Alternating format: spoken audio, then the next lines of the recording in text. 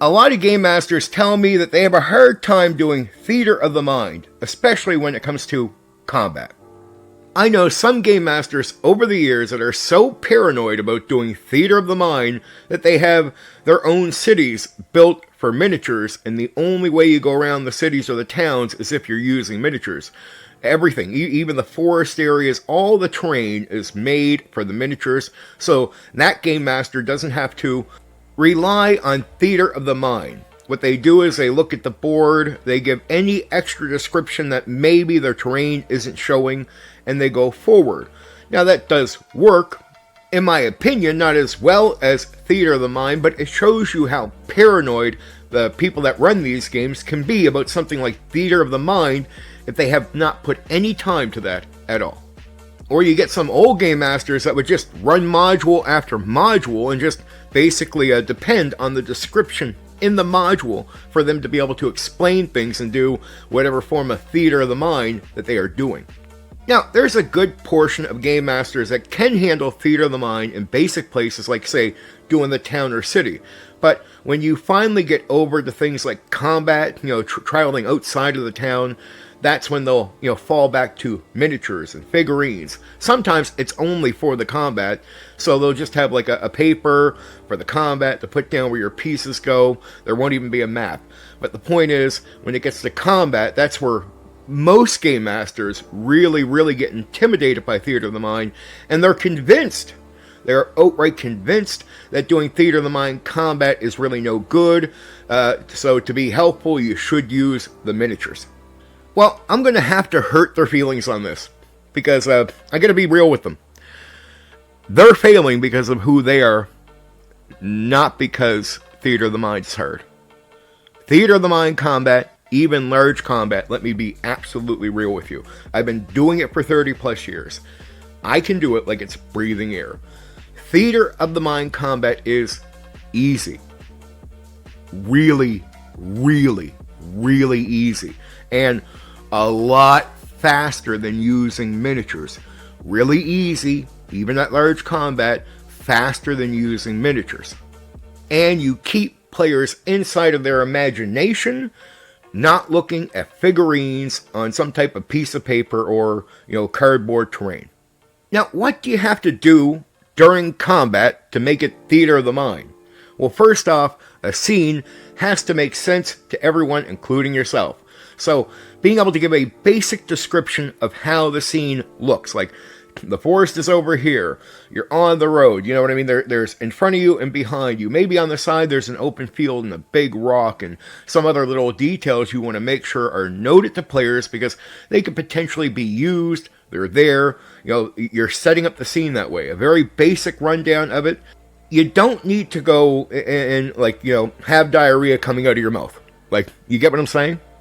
Now, here, right away, is another area about theater of the mind that you should all know. You don't need to give long-winded descriptions. You don't need to overkill on talking. And I'm serious about this, and you shouldn't. You shouldn't. First off, trust. Trust your players to assume a lot of what's going on.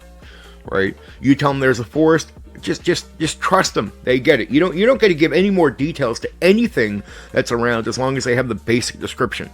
They can imagine this stuff instinctively on their own. They will. They do it when they read books. They do it when they watch movies or TV shows. They already do this. They're already all trained to do it. So go ahead. Take advantage of that mental training they've always gone through. Just let them assume stuff and trust that they can. You don't have to give them more information than they need to know.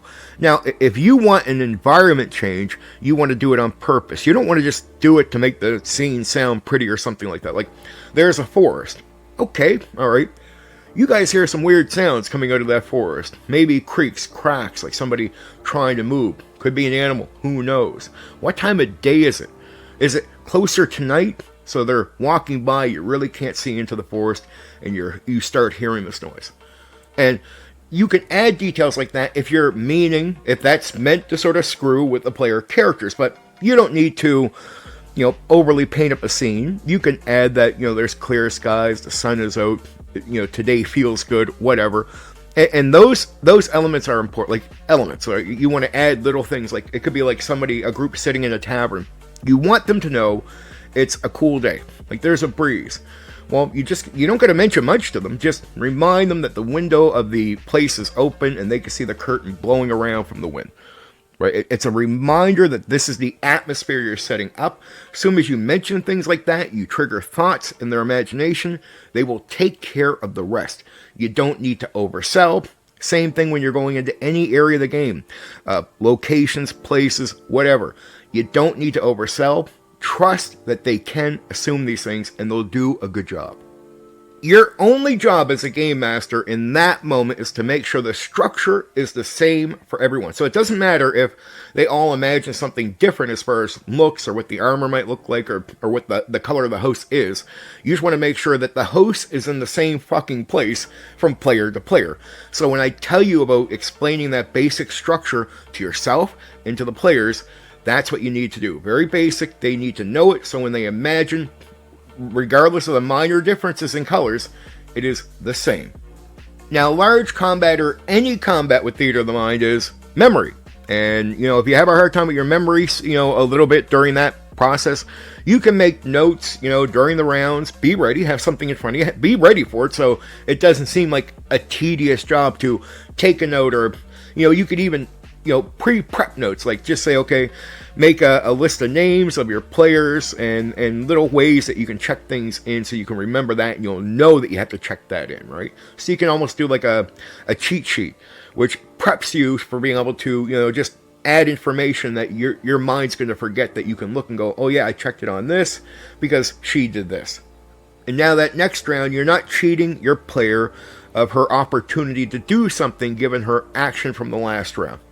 Because some people, unlike myself, if they're trying to wing it without helping themselves keep notes or whatever during theater of the mind, and it goes to the next round, there's a good chance you're forgetting things. Like you're going to forget minor things, but that's really bad in combat. Because you make a minor mistake as a game master, you could kill the entire party of characters, yet if the mistake wasn't made, they'd all be alive.